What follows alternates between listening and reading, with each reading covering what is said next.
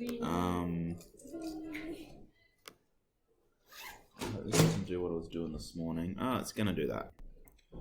Let me. Oh no. Yeah, I know. It's just if it's presenting on that screen, not on my screen, which means it's not recording properly. I just have to duplicate. How much effort did you put with this PowerPoint? A lot. 3. I put 3 efforts into this. Actually, of all the PowerPoints I've made, this one probably has some of the most effort in it. Just because today we're doing something a little bit tricky. Huh? Oh, that's just part of the template. Okay, can we jot down our learning goal success criteria for today?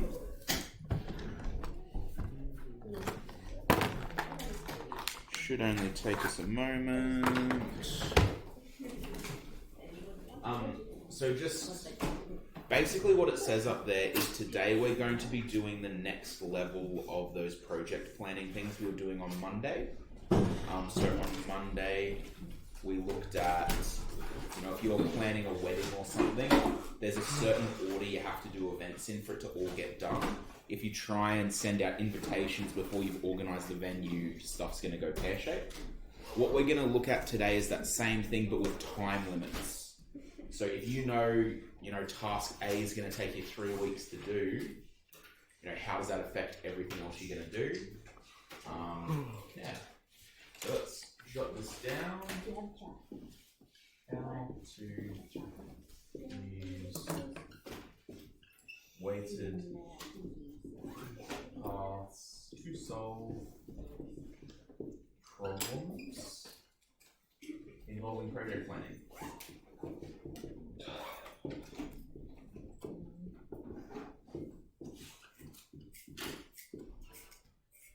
I can use forward scan. Why are you going to do that? I don't know, I just do.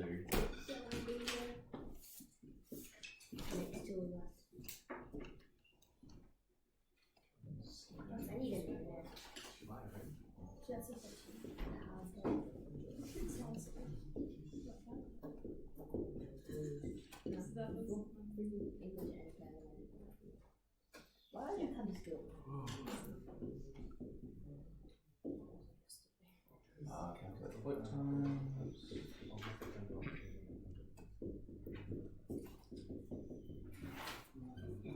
And evaluate critical paths.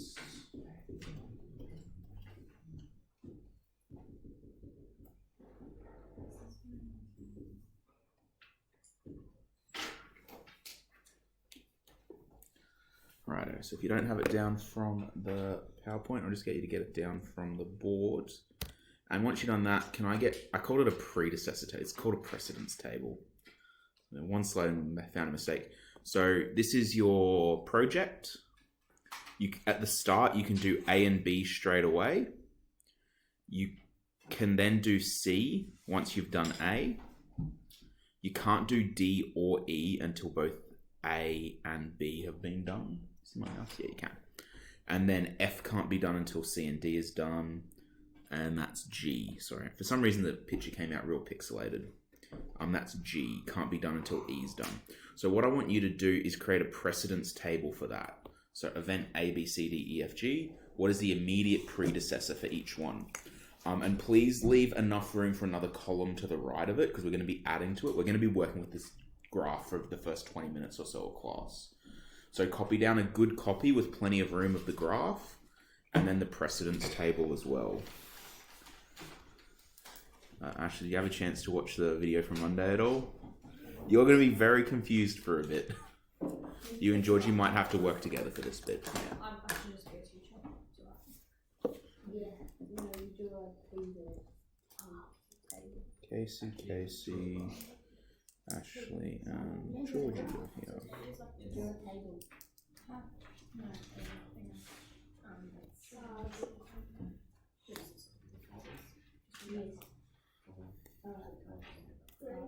I might actually read it.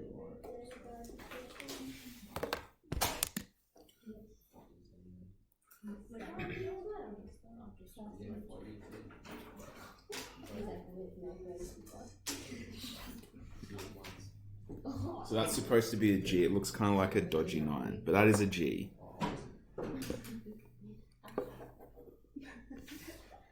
Yeah, you said that all the time. Okay, I'll give you guys Oh yeah, it says. a minute or two to finish off your table.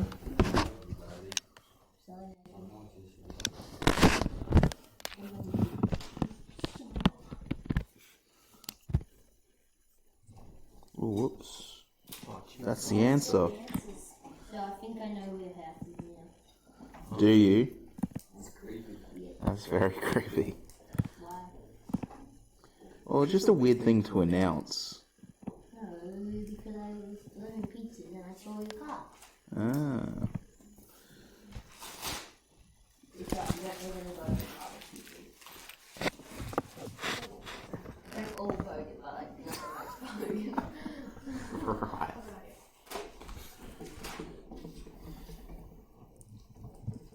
The house isn't bogan until there's a rusted out Commodore in front, as far as I'm concerned.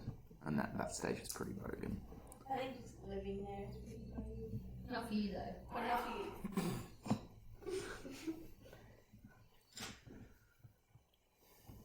Okay, do we need a little bit more time on that table, guys? Braden can't even right now. Done it? Alright. So your table should look something like that. You want that to the right of the graph? Wherever, just we're going to have another column to the right of that graph. So once we're going to add in timings.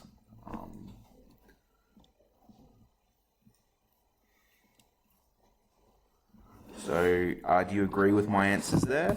The immediate predecessor of C is A. Yes?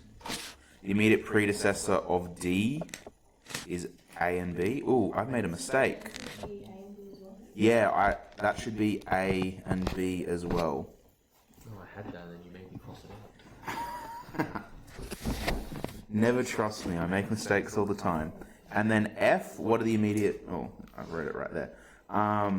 C and D, and then G, its immediate predecessor is E.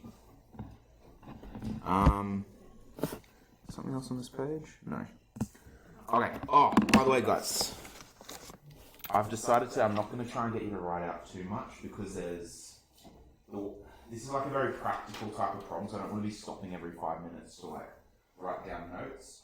So what I've done is I've printed out the summary for the textbook if you want to chuck that into the... That's amazing. Thank you. I appreciate it.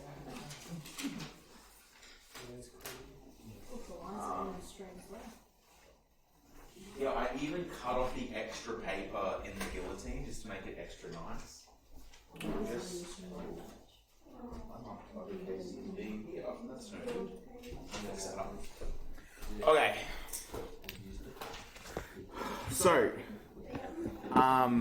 scheduling problems. If we're planning an event like a wedding or assigning tasks to complete a submission for a client, time deadlines are important. So basically, we add weights to our edges on our network, and that represents how long it takes to get something done. So, can I get you, just next to that precedence table you just did, can I get you to write, the time for activity A is 3 days, B is 10 days, C is 2 days, D is 4 days, etc.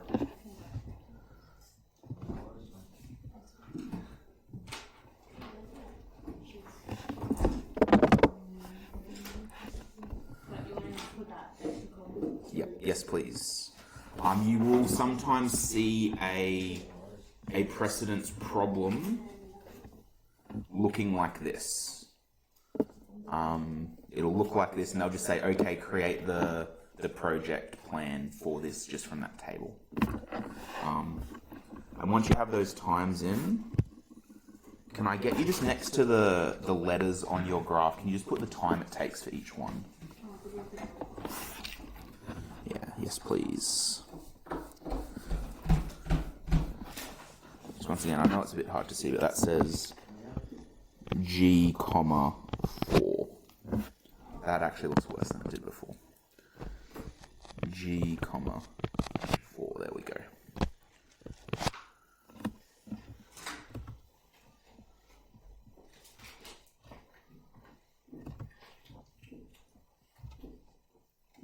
Since when was the numbers now? Sorry? Since when was the numbers? Since right this second. Is that... I forget if there's anything else on this slide. I don't think so. So yeah, so we just add the weighting of each edge on. Oh, that's right, there is something else on the side. Can I just get you to have a look? I don't need you to do like a thorough analysis or anything. Can anyone have a guess? How long do you reckon it's going to take to complete that project in the shortest time? Probably about 30 minutes. It's in days. 30 days? 30 days? It's a little bit quicker than that, actually. Sorry? 27. 27? And a half. 7 days? So we've got as low as 7, as high as low as as low as 30 minutes, as high as 30 days. 17. That's actually really close. It's really close. What we're going to find out is the quickest we can do this task is actually in 16 days. And we're going to show why.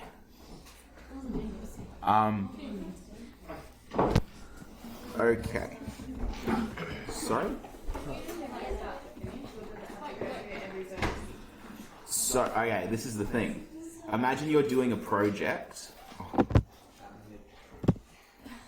Imagine you're doing a project. Let's say this. See, like it's hard because I've just made this up. There's no context around it. But let's say maybe you run an architectural drawing firm or something. So maybe straight away the first thing that you have to do is to go out and get someone to survey a site to see where it's going to be. So you know that might take you 3 days to do the survey.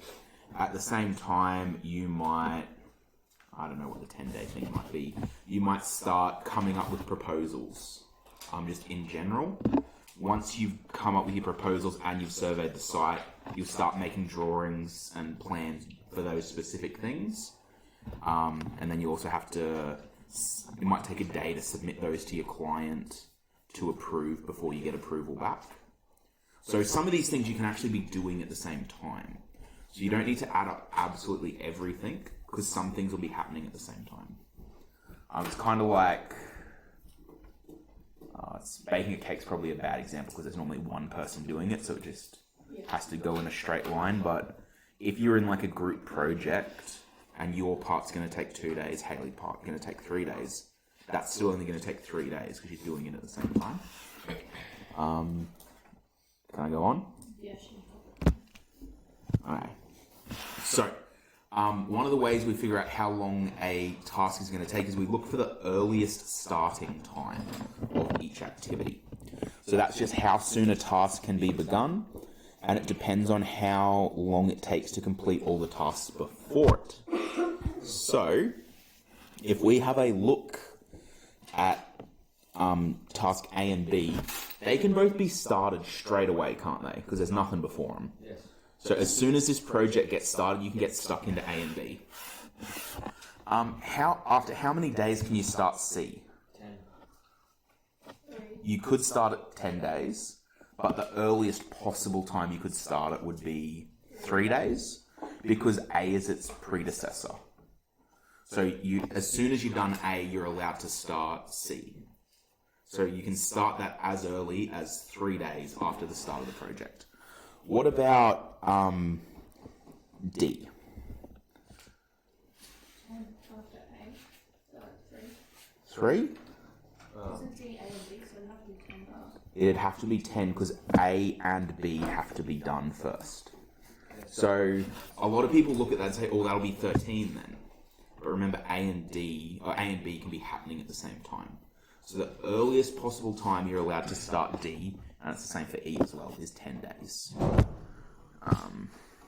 So are we comfortable with that idea? Yeah. Because that's really going to be mostly what we do today, is just looking at that and going forwards and backwards from earliest start times. So task C can be started after 3 days, while task D and E cannot be started until A and B are done, so 10 days. So we're all feeling all right about that? Okay. So we're going to find the earliest starting time. I'm always going to call it EST from now on. The earliest starting time for each task using forward scanning. So forward scanning is where this gets kicked up a notch. Under each event in our graph, or above it, or just near it, each vertex on our project plan, not near each event, we're going to put a box and split it in half. The first half of that box is where we're going to put the earliest start time. So I'll just show you what I want you to have it look like.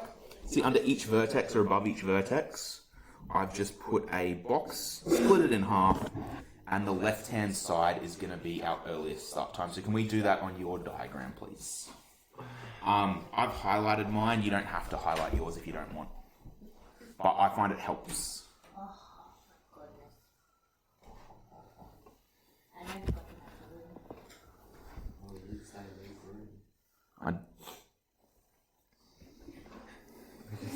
I was a bit... I wasn't sure what you said. Like, I thought you said, well, he didn't say lever him. Like, maybe he did say lever him. I didn't want to sound like an idiot by saying, like, I did say that.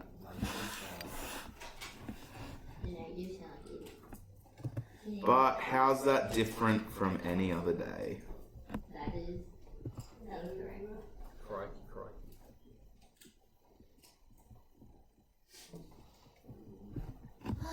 Righto.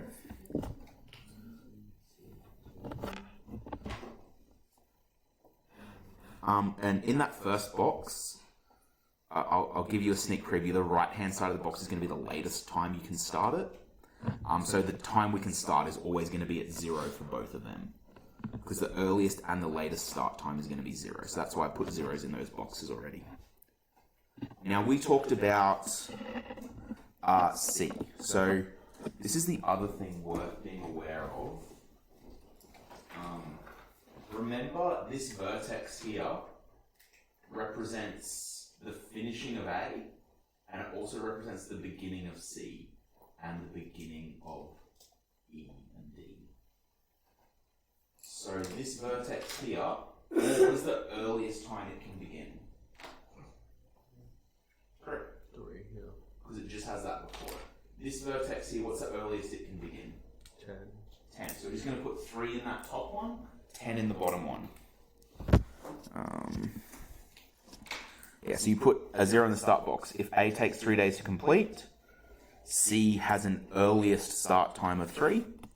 And if a task has more than one requirement, we choose the larger value. So we'll get to that in a moment. So you can see there, I've just put a 3 in the first box. And I have then put a 10 in the next box. And I've actually jumped ahead and done the next one as well. You see that activity F, its earliest start time is after 14 days. Why would it be 14 days? Because of 10 and 4 being B and D. Has to have D done. Yeah, so to get D done, takes you 10 days to start it, 4 days to finish it. You also have to have C done as well, but C could technically be done in 3 days, or it could be started after 3 days and finished after 5 days. So technically C, the earliest time you can ever finish C is 5 days, but we can't start F until D is done. So we have to always choose the bigger option. We don't have a choice in that. We always have to choose the bigger option. So what will the earliest start time of G be? Is it 11? 11? Yeah. Yeah, it'll be 11. Sorry?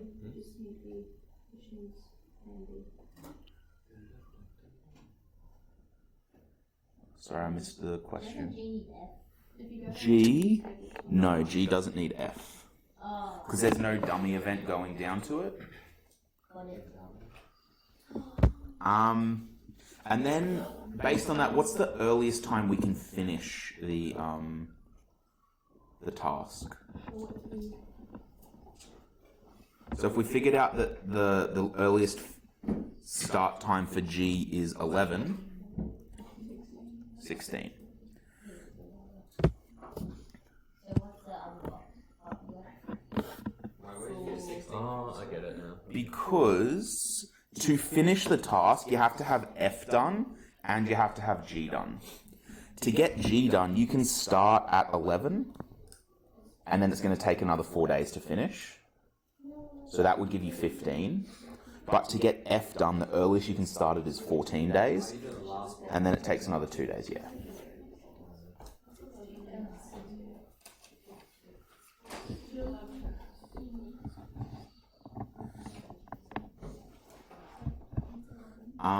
So what do you put in the second box?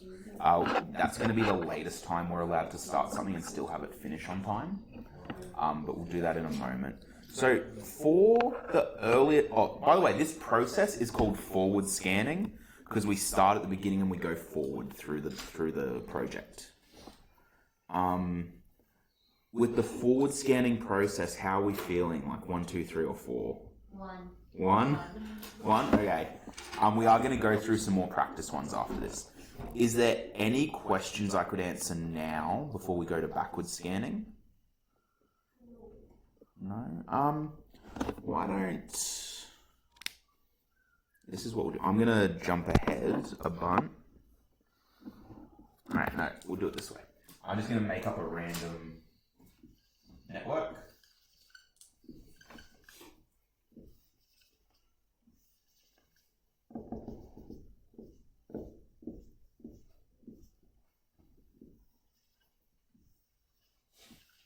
Probably made it more complicated than I need to, but whatever.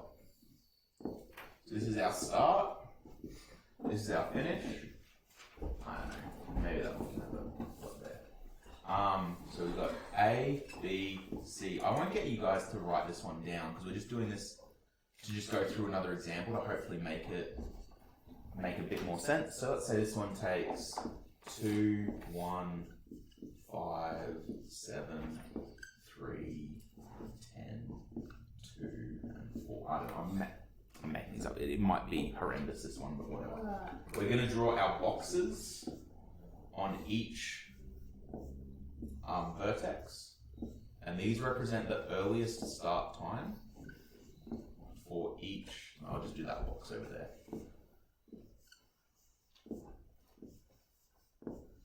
Okay, I'll use blue for the forward scan. Okay. Once I've decided I'm doing this project, how soon can I start? 0. Yeah, like right now. So I can start at 0. Once I've started my project, how long is it going to take me to finish doing B? 1. Okay, how long is it going to take me to finish doing A? 2. Now, C has an immediate predecessor of A. So I can't finish A until 2. So what's the earliest time I can sort of finish C? 7. So 7 goes in this box. Okay, down here. Oh wait, hold up. No, that works. Just remember for this one, it also has that other one going on, but it only takes 1 day. Sorry? Got it. Okay, for this one here, it takes you 1 day to finish doing B. So the earliest time you can start D is 1 day. How long does D take to complete? 7. So anything after D can't start until day 8. Assuming this is in days again, I didn't say, but let's roll with it. Okay. Let's look at E. E only has one immediate predecessor. C? 2. Oh, true, B. And you But it's only arrow one. for the other dotted line too. You Sorry? need another arrow on the dotted line. True. Yeah, but B is done after 1 day, so that one's fine. So E only has one immediate predecessor, it's B, which is 7 days. It's the earliest time it finishes. E takes 3 days, so E is also the only predecessor of G. That's 12. Wait. How come, so E you said only has one immediate predecessor? Oh, sorry, E has 2, G has 1 predecessor. And why is E gotta be 7? Because this box is the earliest start time.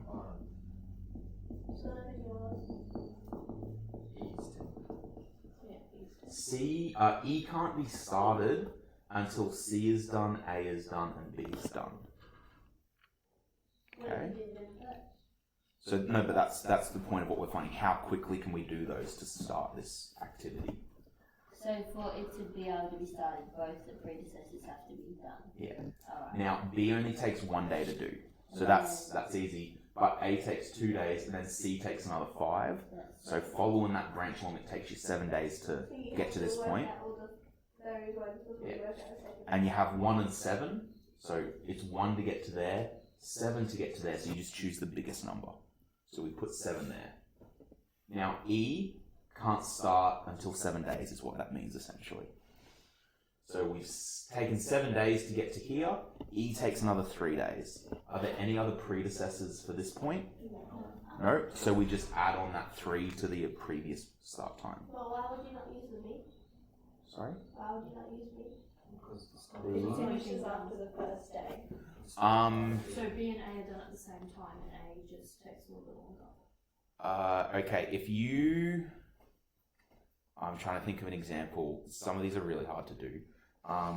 If you're thinking of, I don't know, going to formal, and you've put an order in for your dress, and you've also, I don't know,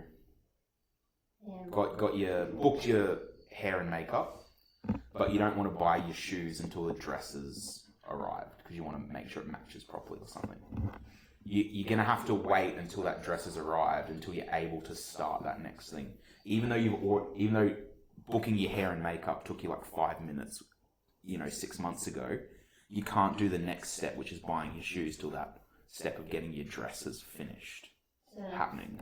Because you have to make sure each one's done. Yeah. It's not like finding the shortest route, it's just making sure they're all done. It's making sure everything gets done. Okay. So G has an earliest start time of 10 days. And we can't go to the finish yet because we haven't done this one. So let's have a look at this one. It has 2 predecessors. It has C, which the end of C, which C finishes at 7 days. So that can either be a 7 or it can be an 8 with 4 added onto it. Because to get to there, that F event can start at 8 days. And it takes 4 days to finish, which would be 12. So would we use the 12 value or the 7 value? 12. Okay, so we can now we need to finish. To finish activity N, we can start it at the beginning of day 12, but it's going to take us 2 days, which is 14. We also need to finish G, which we can start at day 10, but takes another 10 days. So what is the earliest time we can finish our activity? 20 days.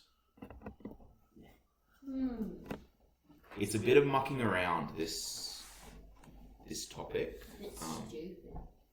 But I think it's one of those things, once you start to get your head around it, it starts to Do people actually be use alright. these? I imagine if you're in a like if you were a planning person or something, you might use it. You probably, but imagine someone like a wedding planner or an event planner. They probably wouldn't write a table like this or a network like this, but they'd be using the same skills. They'd be like, oh, I need to have this and done by this date, otherwise this thing's going to fall through. We'll leave that up and we'll practice backwards scanning on it when we're done. Oh, by the way, if the earliest finish time and the latest finish time. So you find everything, but you just pick from E to D. You don't worry about the second one. We do. Basically, this stuff is done. So I'm saying on day 12 you can start doing event N, and then it takes you 2 days to finish. So technically, you probably finished N on day 14, unless you delay it a bit, which you're allowed to do. But event E finishes on day 10, and then G takes you another 10 days. So you can't finish everything until day 20 at the earliest, which is why we say the earliest finish time is 20 days. And the latest one is 20 as well. Yeah. We'll talk more about that in a moment. That's to do with backwards scanning, which we'll talk about shortly. Okay. I'm hoping that makes a little bit more sense, guys. So the 16 in the finish box, this means it will take 16 days minimum if all tasks are finished as early as possible. Let's have a look. So backwards scanning. So some events do not have to be started immediately to keep the project going on time. Each event has a latest start time found by going backwards through the project. To find latest start time, minus the time taken for each activity from the finish time. So, I've coloured in my latest finish time pink on this example. So the latest finish time of that activity is 16. And then, what I've said, so I'm switching from board to TV mode. I've said that, okay, if it takes 16 days to finish, event F takes 2 days to do, I'm just going to minus 2 from 16. And that gives me 14 in that box. Down here, I'm going to minus 4 from 16, which gives me 12.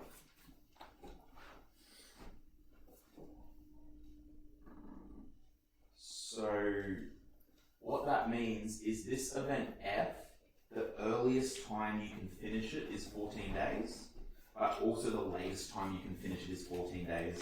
Otherwise, if you delay that any further, it'll delay the whole project. So all you have to do is take the first column. So you take First box, whatever the number is. you take that number minus that. Yeah. You take, that number minus that. So let's do the next one. So if we go to the next one, can you see that here it takes 1 day? So we take the earliest start time of this and minus 1 away to get 10. We take, because it also goes along this branch, we do the same thing. 14 minus 4 is also 10. I'm trying to think if there would ever be a difference in those. There would be, and once again you take the biggest number. If there's 2 options, you always take the biggest number in these. Okay? So you take the yellow from what's on the right? Yeah. Okay. So let's have a look at the beginning of event C there. What would be the latest start time for C? 14. Yeah. Well, the yellow. So the after the C is the yellow is 14, and just take 2. 12. Yeah. I think I have that. Yeah. So you meant A. Sorry? You meant A. Yeah, you were saying C. You were saying C, you meant A. Oh yeah. Wait, I was talking about the latest start time. Yeah, it's from box A that you're talking about. You were saying C. No, I mean C. Because if you look here, C finishes at earliest 14 days. You drew the 12 in the box for A. Okay. Yes and no. This box represents 2 things. This box here represents the earliest start time and latest start time of C. It also represents the earliest finish time and latest finish time of A. So it represents when you can finish A, but also when you can start C. So it does 2 things at the same time.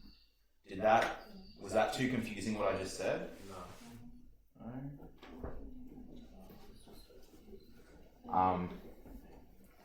Okay, is there still one more on this? Nope.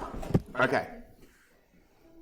So, sorry? We'll do this one now. So, my activity takes 20 days to finish. I've said for activity N, the earliest time I can start it is 12 days. What would be the latest time I can start activity N and still finish on time? 18. 18. What about activity G? 10. 10? Okay, activity E. What's the latest start time? 7. Activity F, latest start time? 8. Not 8. Remember, we always take the latest 14. finish time minus how long it takes. So that would be 14. No. 12 take 4 is 8. Oh, sorry, I was looking at the wrong number. My apologies. I was like, I'm pretty sure we got that right. I'm being a bit special. Okay, this one. 2. 2, yeah. And this one. Now, remember it has 2 things coming into it. So according to this, it has a latest start time of 7. But this one, it has a time of 8. Earliest start time of 8, and it takes 7 to do. So what would be the latest start time of this activity? 7. 1. What did you say, Brody? 1. I thought you said 20. Just like, Jesus. Okay. So, aside from me telling you the wrong thing, So why wouldn't it be 7? why wouldn't it be 7? Because if we started this at 7, that means to do D, that couldn't start until 14, which means down here that couldn't start till 18, which then means this couldn't start. Yeah, it's 7. Yeah. That means it's 7. Yeah, so 7 is the latest finish time essentially of B. Oh, that's right. Just take the biggest one, Nathan. Okay. So there's 2 important things that we need to know about these, and the first one is called float time, and the other one is called the critical path. So float time and critical paths. Where's my? So there's my diagram again. No, but it actually, I think, helps you understand it a little bit more by understanding what float time and critical path is. So a task has float time. Remember, this is on your sheets as well. A task, just wait. A task has float time if the earliest start time and latest start time are different. So if we look at our one on the screen there, the main one that I look at is C, because if you look at C, it has an earliest start time of 3, a later start time of 12. So how late could you delay starting C and still finish the project on time? So if the earliest time you're allowed to start it is 3, the latest time you're allowed to start it is 12, how long can we delay it? No, 9 days. So it has a float time of 9 days. Yep. Yes. You may. If you delay anything past its float time, you're going to delay the whole project. Yeah. Okay. Okay. So that means that B would have 0 float time because you have to start at 10. Remember, that's the end time of B is 10. You're thinking of E. Okay, yeah, sorry. E. Yeah. So that's right. E has a float time of 0. Because if you look at the start time, earlier start time, later start time, they're both 10s. So we just take the pink one. We just take Minus the yellow. yeah. Okay. So there's only 2 points on this project that have float time, and that is C and G. So G has a 1-day float time. You could delay that by a day. So I think the example the textbook uses is something about like you're working in an office and everyone has assigned projects, but they know that someone's about to take 3 weeks off.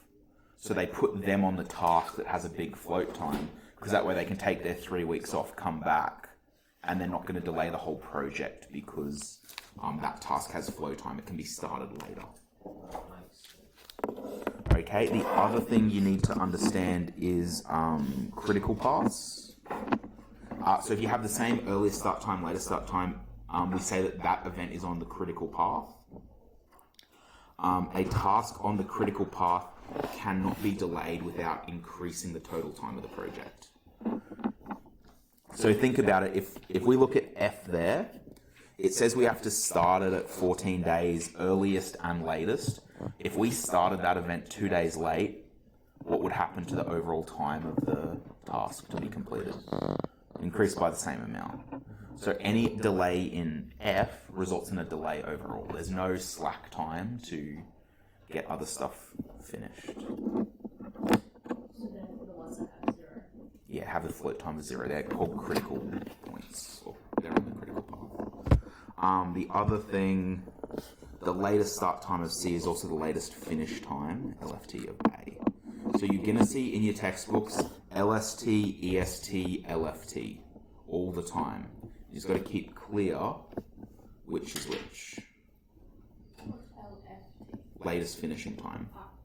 So if you look at, if we look here, the latest start time of E, the earliest start time of E is 10, and the latest start time of E is 10. The latest finish time of B is also 10. So latest finish time of B is the same thing as the latest start time of its following events. So the right time. Yes. So that the latest start matches with the latest finish. So finishes the red ones and then starts the yellow. Just so you Sort of. Yes. Sort of. So the purple, it depends which way you're looking at it from. If you're reading it left to right, the purple is the latest finish time. So of that event. So if you're looking at event B, you look at the dot to its right, the vertex to its right, and the purple is the latest finish time. Oh, pink, sorry.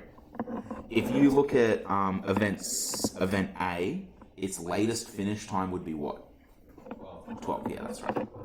And then if you look at event C, its latest start time would be what? Event C, its latest start time. 12. So that's what I mean by the latest finish time of A is the same thing as the latest start time of C. It's a lot of language to get your head around. Okay, so this is that box that I gave you. Let's have a quick read through. So critical path analysis is the process of analysing the timing of activities in a project to determine the critical path. The critical path is the sequence of activities that cannot be delayed without affecting the overall completion of the project. You do this by drawing a box with 2 cells next to each vertex, forward scanning to identify EST, add the left cell value at the start of the activity to the duration, write the result in the left cell at the end of the activity, and use the largest of the possibilities if there's more than one activity ending at the same vertex. Identify the minimum project completion time as the left cell at the finish vertex. Backward scan to identify the latest finishing time for each activity. Subtract the duration from the right cell value at the end of the activity. Write the result in the right cell at the start of the activity. I know I'm going fast. Okay, let's get through this and we'll do some comprehension stuff. So write the result in the right cell at the start of the activity. Use the smallest of the possibilities if there's more than one activity beginning at the same vertex. So there you go. I got that a little bit wrong. You're supposed to use the smallest when you're going backwards. Biggest when you're going forwards, smallest when you're going backwards. But is that still right then? Yeah, because we used the smallest there, which I think is what Nathan was getting at, because I'd said biggest instead of smallest. If we used the biggest, we technically would have used 7. And taken away 5. So that's why you got Yeah, Lily? When Brayden gets back. Okay. Earliest starting times are in the left cell of each activity. Latest finish times are in the right cell of each activity. the latest start time equals the latest finish time minus the duration. The float time is the latest start time minus earliest start time. Critical activities have 0 float. And the critical path is the sequence of critical activities through the activity network. So for us, where is our critical path in this one here? Up the top. Yeah. Through there would be our critical path. This is, I would look at these and say they're also critical points because they can't be delayed, but they're not like on the main path though.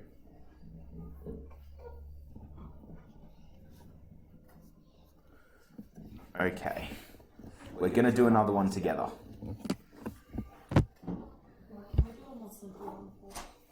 This is a pretty simple one. Look, I'll be honest, this is actually the one they use as an example in the textbook. And I looked at it and like, oh, I want to make it a little bit more complicated than that for the one I go through first. I see now probably a mistake. But, you know, sometimes you got to learn the hard way. So let's have a look at this one. What time can I start at? So I want to find the earliest starting time, latest starting time. 0. How soon can I start event C? 8, we agree? 8. How soon can I start event D? How soon can I start event E? 9. There was so much uncertainty with How soon can I start event F? 8 or 9, guys?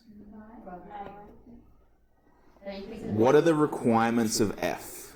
the predecessor C. So it's C and D. It will be 9, the bigger number. Because it needs to get to F, you need to go along this path here, which takes us to 9. Along this path is 8. So we say that the earliest start time for this event is also 9. Now, how soon can we start event G? Lillian, you need to go. You can go now. So we need to, before we can start G, we need to have done E and F. It's going to take us 3 to do E, but only 1 to do F. So we can't start till they're both done, which means it's going to take us 9 plus 3, which is 12. And then how 14? 15. So that means this project can be done in 15 whatevers, let's say hours. Nathan. Just hold up, Nathan. So, guys, do we want to stop and go through anything on the forward scan there, or is that alright? Are we alright with forward scanning up the back, boys? Where are they going? Yep, over this side. Are we alright with forward scanning? They're going to lunch. Casey? Yep. Alright, let's do the backward scan. So, that was dumb. What is the latest time we can finish G and still finish our task in as quickly as possible? 14. How do we do it again? We take the yellow box at this end minus the duration. So 14. What about what's the latest start time for G? Is 12 again. Okay, let's go up E. What's the latest start time for E? 9. What's the latest start time for F? 11. What is the latest start time for C? 8. What is the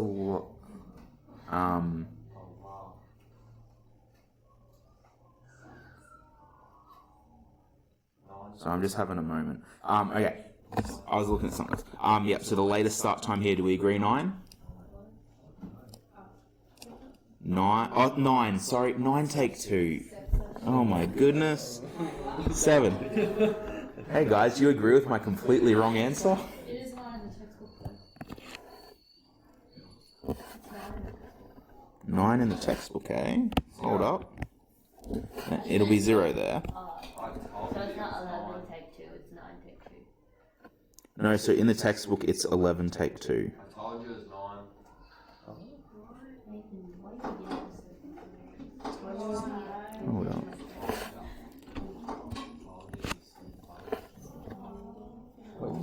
Wait, hold up. You need to work out what you want to tell us. Oh, do you take it from the yellow or the blue? So the latest. Hold up, like. This is just going on so we can. Okay, I think. Yeah, no, like, guys, I acknowledge that there's a bit of confusion here, and that's my fault. This is not something I've done in years, so I apologise if I've said the wrong thing. Let's just check our little cheat sheet. So, backwards scanning, subtract the duration from the right cell value at the end of the activity. Yeah, I've been telling you to do it from the left. You're supposed to do it from the right, so I apologise about that, guys. I messed up. It should be 9. So it's going to be the same for most things because most things will be on the critical path. But for these ones, they have a float time. So which vertices have a float time, or which events, I should say? B and F. It's not B, it's D. Because D starts here. D has a float time of how long? 3. And F has a float time of how long? 2. So you lost the one for F, it says everything 9 in the textbook. Sorry? Just rub it out from start again. Oh, that's right. No, because it's the same mistake I just made. Because we've got to go from the right-hand box. I did it from the left-hand box, so it's just the same mistake. So what would be 12 minus 1? 11. But in the textbook it's 9. In the textbook.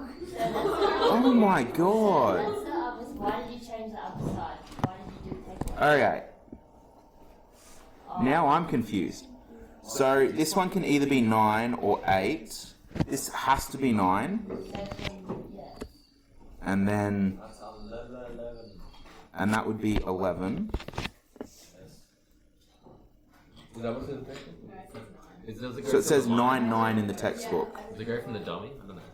Yeah, it would be going from Then it the... would be 9, 9 if you went from the dummy, I think, because it takes 0. Right? Yes, like is Oh correct. my. Yeah. Right, what? That's right. I've how it is just now. confused myself so much more. Wait, how is it now? Oh, whoops. How it is now is right. Wait, 9, 11. Yeah. 9. The Yeah. one at the top is 9, 9. Yeah, so. Which one? Oh my... I just totally got it. The bottom one's 9, 9.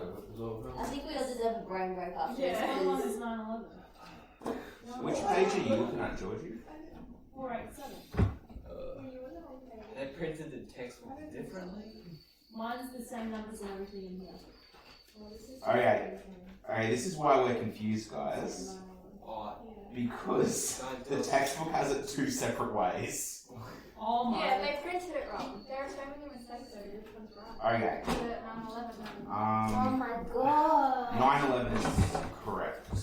Well, let's, guys, in a process like this, let's look at what we've been told. So there's obviously an error made. Just stay with me. Just stay with me. I changed our methods. It's Friday, sir. This is not easy. Okay. So we agree that this is a 9. Both versions say that should be a 9. Okay? So we're just arguing about whether this should be 9 or it should be 11. Wait, how does it not? If we look at this, the way you find that 11 value is you take the right-hand box of the end of the activity and you minus away the duration. So that should be 11. Are we happy with that? No. Yes. I would take your dissent more seriously if you weren't drawing a picture right now. Yeah, because I don't care about this thing anymore. It's been too hard. I'm just like, out of my brain. Next one. It's Friday, sir. Next one. Yes, it's Friday of week 1. We have That's the worst. 2 more weeks and then you're doing this in an exam situation. That's funny. How long does the It seems like we're doing a lot of stuff on the exam. Yes. So is it like, what, 2 hours? I believe so, yeah.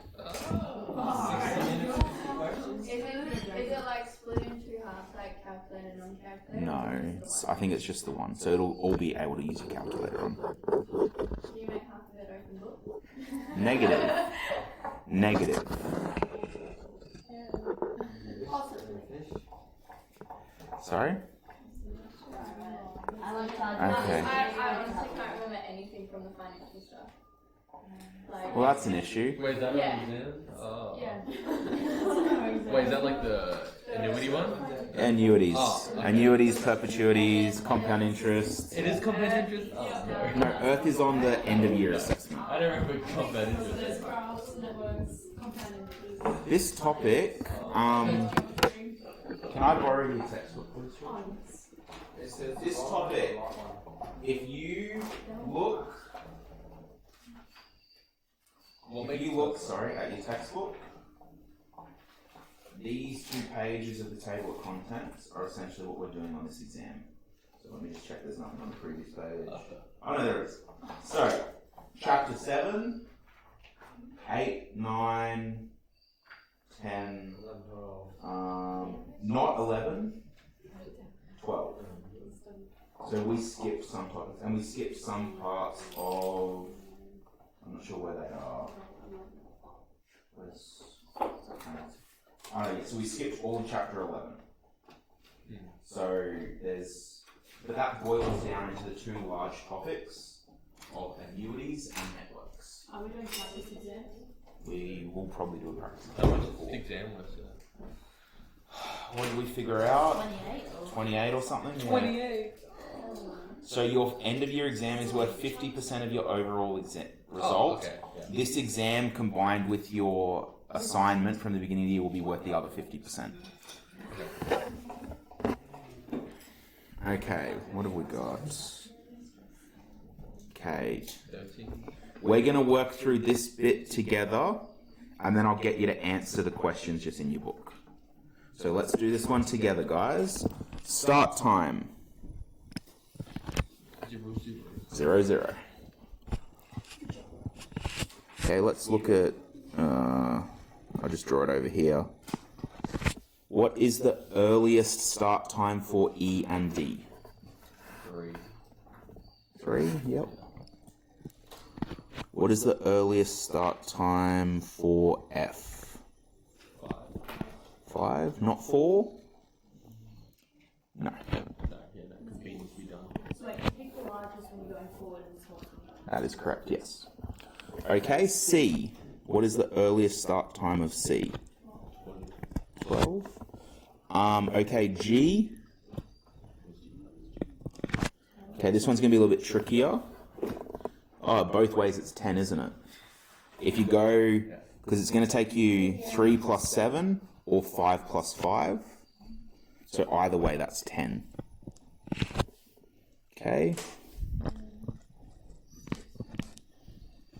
Yep, so it could be 12 plus 2 or 10 plus 6, so we take the bigger one, 16. Okay, let's go backwards now. So we have 16. What is the latest start time of G? 10. Latest start time of H? 14. I haven't given myself much room there. 14. The latest start time of F?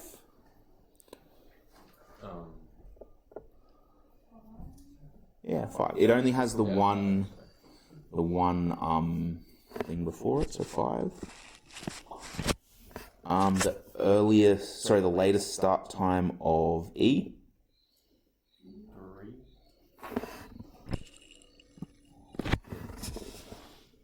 So how many of our events have a float time on them? Yeah, just H. And how big's its float time? 2. So we would say that every other event is critical in terms of timing. Remember, a critical event just means any delay in that event will cause an overall delay to the project. Whereas H, you could delay by 2 and it'll still get there in time. Could you delay the start of C by 2 though? the start of C, Because it's 14 and 12. technically, but because we're saying that at the start we're starting A, B, and C. You can also look at it as earliest finish time, latest finish time. So for C, the earliest finish time is 12, latest finish time is 14. So you are right, you could also delay it there, and that would give you the same effect. So can I get you in your books to answer A? No, we've done that. So C, D, E, and F. I think we've redone C and D. Oh, really? Where? So the finish time is 18:18. Yeah, go to Oh my goodness. because then also this one here as well.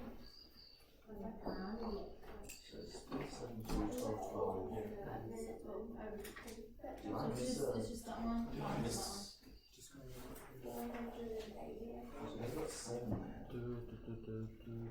Yes, sir. I think I got 3 plus 4. What did I do? You did 5 for B. Oh, A and because B. I've shifted off to 11, and that's caused a follow-through problem. I'm sorry. Oh my god. At least you actually should be teaching class. So that seems pretty simple that way, and then that's wrong. So guys, I made a mistake, I apologise. The mistake I made was here, where I forgot, we just said, oh, D is 4, B is 5, so we choose B because it's bigger, but we forgot that D can't start until 3.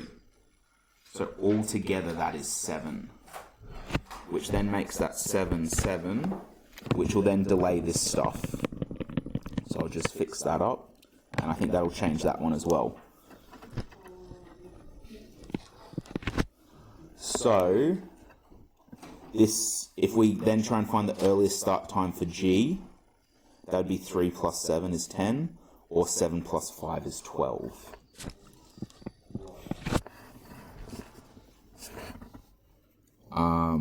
Down here, no, that first one should be right, that's still 12. 12 plus 2 is 14, 12 plus 6 is 18. Which gives us 18. Backwards is 12. Backwards is 16. And then, wait, let me just check that's right. 12 minus 5 is 7. 12 minus 7 up here, that wouldn't be 3. That would be 5. Whoops. It's 3, 3 in the textbook? Oh my goodness. 7 plus 1 is 12. That does not make sense. 12 Alright, well. So it says 3, 3 in the textbook, Georgie. How is that? Did we read the rules? Oh, what we forgot about there is because it's coming up through F. 7 minus 4 is 3. Oh, yeah. So we're forgetting the other option. True. Oh, any Being truths? paid for a lot of crosses when it comes to this. No, so I'll probably think we're doing it right. So we'll mark it. Based on today, Jesus. So like, yeah. Just tick and click, she'll be right. Gee, honestly, I thought I was so on top of this when I was like making this, and it's clear that I wasn't as on top of it as I thought I was. Does that mean that the first example was wrong as well? Or do you reckon that one's right? Well, maybe that's what we'll do to finish off. Let's go back and check that I did that one right, because it's possible that I haven't. So, We just go on the board. yeah, I'm just going to go back to it so I can see what it was. So, What a fun lesson this has been. I was actually like really looking forward to this, and then like, Yeah, so it's no, life happened. usually math So I'm classes pretty sure are you're not pretty going good. to sleep tonight. It's going to be good. It's alright, we all make mistakes. Yes, that is true. A mistake does not define yourself, so That's good to know.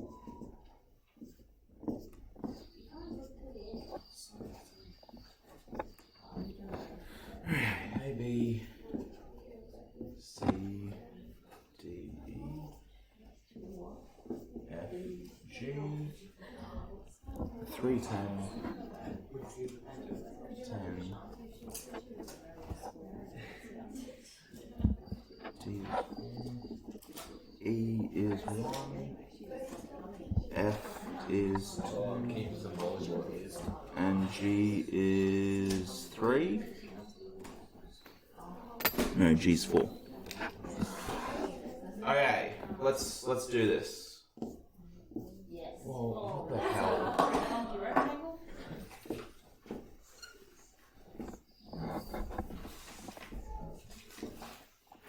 So you're recording this? Sure am. Can't wait. Why not? The comments are going to Okay. come to. Forward scanning, I think we've got that one locked down at least. 3. This one, 10. Okay, this one needs to have C and D done. So that would be 14 or 5. So we're going to put 14. This one, 11. This one would either be 15 or it would be 16. Okay, let's go backwards. So we take the right-hand box minus our duration. So that would be 14. That would be 12. Okay, this one has 2 coming into it, so we'll worry about that one later. This one only has 1, so that would be 14 minus 2, which is 12. This one has either 12 minus 1, or it has 14 minus 4. So we have 11 or 10. Do we take the biggest or the smallest? Smallest. And I believe that's the same as we did it last time. So I did do the first one right. I think we all just got a bit confused about this. Yeah. Which it does happen, especially to me. I'm just going to comment on this.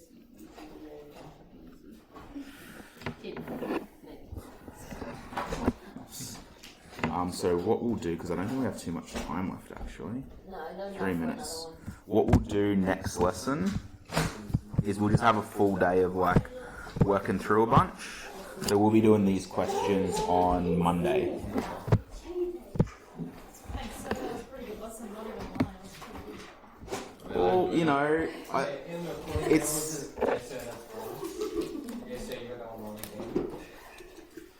like, believe it or not, I'm not a human calculator. I do make mistakes. Savage. Send the recording. So you can tell me how you all really feel? Oh my goodness.